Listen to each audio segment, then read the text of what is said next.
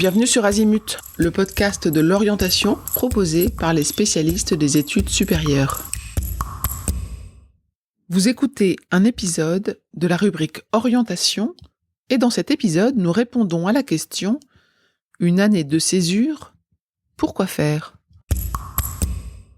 Alors, plusieurs scénarios sont possibles pour envisager une année de césure. Nous allons ensemble aborder 5 situations.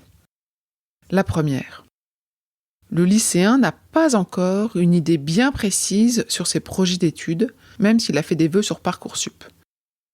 Alors l'année de césure peut constituer une pause pour renforcer son niveau en langue, ou pour découvrir d'autres cultures, ou encore pour faire un service civique. Cette période pourra l'aider à mûrir et à faire jaillir des envies. Une autre stratégie possible est de l'inscrire dans une université à l'étranger en choisissant quelques matières qui lui semblent intéressantes. Il développera ainsi son niveau linguistique et repartira avec potentiellement un projet d'études. Abordons maintenant une seconde situation.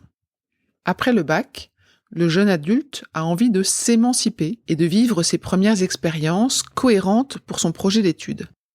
Alors, c'est une superbe opportunité. Il pourra voyager pour renforcer ses compétences linguistiques ou s'investir dans une ONG, une organisation non gouvernementale. À noter, la demande sur Parcoursup est simple. Il y a un onglet clairement identifiable « Année de césure ». Celle-ci n'est pas transmise aux établissements, elle sera visible lors de son inscription administrative. Si elle est bien construite, l'établissement donnera son accord et accompagnera l'étudiant pour ce projet.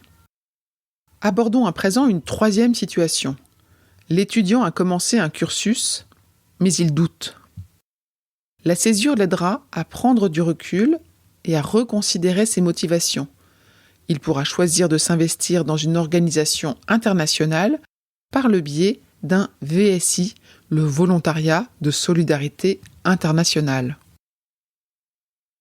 Passons à la quatrième situation. Car oui, il y a également des jeunes qui ont une âme d'entrepreneur. Lors de leur cursus, ils décident de passer à l'acte et créent une entreprise tout seul ou à plusieurs. Être confrontés à la concrétisation de leur projet va les propulser dans la vie active. Et enfin, la dernière situation que nous évoquerons ici, il y a également des accidents de la vie. Ils peuvent amener à faire une césure. C'est un cas très exceptionnel. Vous l'aurez compris, les motivations pour faire une année de césure sont multiples.